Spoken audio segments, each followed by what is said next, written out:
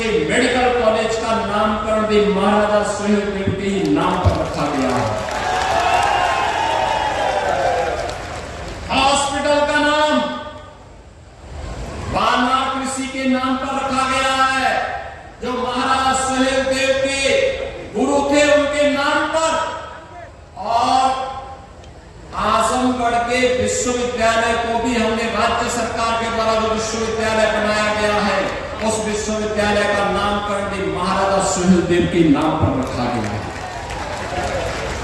बहनों और भाइयों, महापुरुषों के प्रति सम्मान क्या होना चाहिए, उसकी एक अभिव्यक्ति है यह कार्यक्रम। उसकी एक अभिव्यक्ति है यह कार्यक्रम। और मैंने इसीलिए बहराइच के कार्यक्रम में आकर के तब कहा था, मैंने कहा था बहराइच के धरती पर आकर के मैंने कहा था कि विदेशी आक्रांताओं का मेहमानंदन बंद होना चाहिए, राष्ट्र नायकों का सम्मान होना चाहिए, हर हाल में सम्मान होना चाहिए। और 1000 साल पहले इस प्रकार के शौर्य और पराक्रम की गाथा एक इतिहास थी, वह सच करके दिखाया था महाराज सुहेलदेव ने, इसी भूमि पर दिखाया। आज ही की तिथि है 10 जून 1934, 10 जून 1934। और 10 जून 1934 की स्थिति पर जब महाराजा सुहेलदेव ने एक विदेशी आक्रांता जो गजनी से चला था भारत को लूटने के लिए, अपनी लगभग 3 लाख की सेना को लेकर, लेकिन उस विदेशी आक्रांता को, उस बर्बर आक्रांता को रोकने की युक्ति महाराज सुहेलदेव ने अपनी कूटनीति के नाते उन्होंने बड़ी प्रखरता के साथ मथुरा से लेकर के बहराइच तक पग पग पर उसके लिए इतनी बाधाएं खड़ी की कि यहां पहुंचते पहुंचते उस दुर्दांत आक्रांता की आधी सेना समाप्त हो चुकी थी।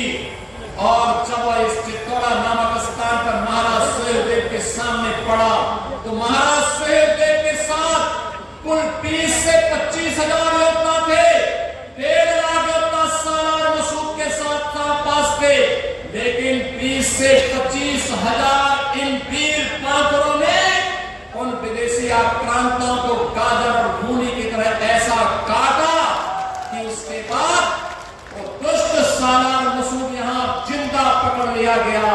और उसको सजा भी ऐसी हुई कि जो इस्लाम के अनुसार जहन्नुम में जाने की गारंटी देता है।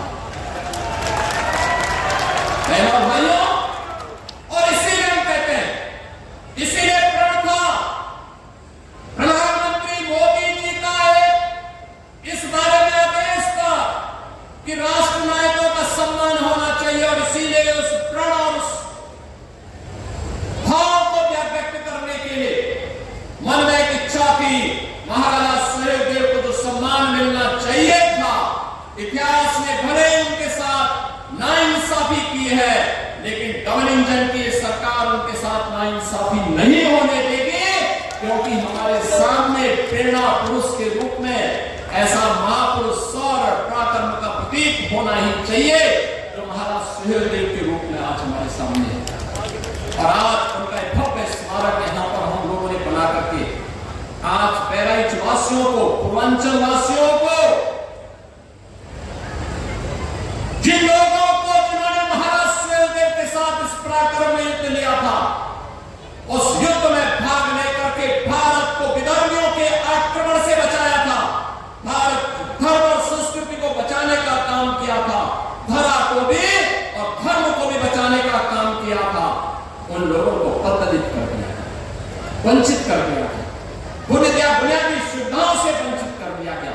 और मैं पूछना चाहता हूं आप इसी अवसर पर कांग्रेस को, समाजवादी पार्टी को, अन्य दलों को पूछना चाहता हूं, क्या किया उन्होंने, क्या किया उन्होंने? महाराज सुहेलदेव को क्यों नहीं सम्मान मिल पाया, क्यों नहीं सम्मान मिल पाया? आखिर महाराज सुहेलदेव के नाम पर एक भव्य स्मारक पहले क्यों नहीं बन पाया, आजादी के बाद क्यों नहीं बन पाया? महाराज सुहेलदेव उनके नाम पे मेडिकल कॉलेज क्यों नहीं बन पाए? उनके नाम पर विश्वविद्यालय पहले क्यों नहीं बन पाए? क्योंकि वोट बैंक की तो चिंता थी, लेकिन महापुरुषों का नाम अगर रख देंगे तो कहीं तुष्टीकरण की नीति फेल न हो जाए और मुस्लिम वोट बैंक के नाते हुए लोग उन विदेशी आक्रांताओं के खिलाफ एक भी शब्द नहीं बोलते। और मैं यही बोलना चाहता हूं उन लोगों से जो लोग आज भी जिन्ना का महिमा मंडन करते हैं। मैं पूछना चाहता हूं, जब भारतीय जनता पार्टी राष्ट्र नायक, राष्ट्र शिल्पी, लोक पुरुष सरदार वल्लभ भाई पटेल की जयंती के कार्यक्रम को यहां पर पूरे प्रदेश के अंदर और देश के अंदर मनाती है, प्रधानमंत्री जी ने स्टैच्यू ऑफ यूनिटी के नाम पर लोक पुरुष सरदार वल्लभ भाई पटेल की दुनिया की सबसे बड़ी प्रतिमा को स्थापना केवड़िया गुजरात में स्थापित कराया, तब समाजवादी पार्टी जिन्ना का गुणगान करती है, राष्ट्र तोड़क जिन्ना का गुणगान करती है। जब हम लोग महाराजा सुहेलदेव के विजयोत्सव को मनाने की बात करते थे, तब कांग्रेस और समाजवादी पार्टी में होड़ लगती थी कि नहीं, गाजी मियां का विवाह होना चाहिए।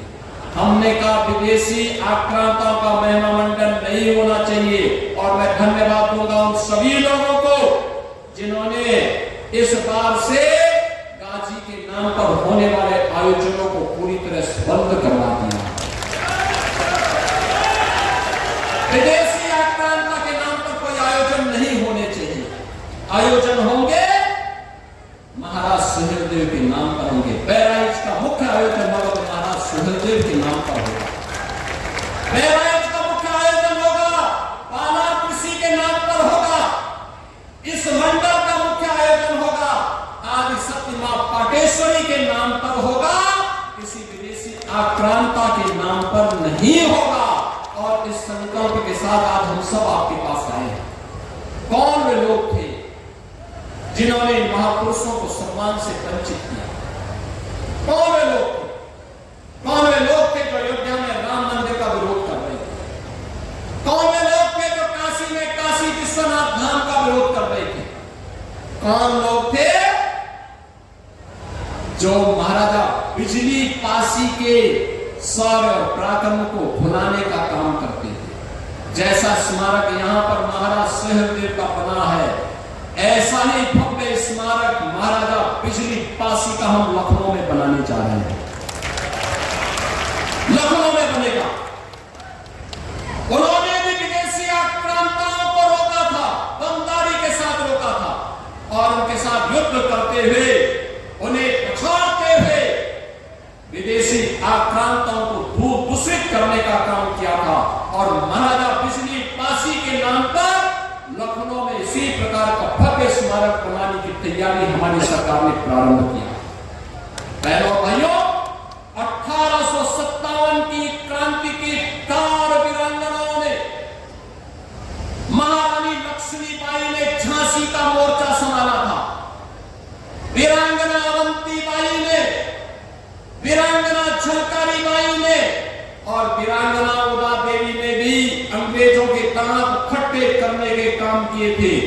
आपको याद होगा इन तीनों वीरांगनाओं के नाम पर, महारानी लक्ष्मीबाई के नाम पर झांसी के मेडिकल कॉलेज और विश्वविद्यालय का नामकरण किया जा चुका है। और महारानी वीरांगना अवंतीबाई मोदी के नाम पर डबल इंजन की सरकार ने बदायूं में महिला पीएसी की एक नई बटालियन का गठन किया है और उसका नामकरण और बड़ी ऐसे ही अश्वारोही प्रतिमा महारानी अवंतीबाई का वहां पर हम लोग वीरांगना अवंतीबाई का बनाने जा रहे हैं। वीरांगना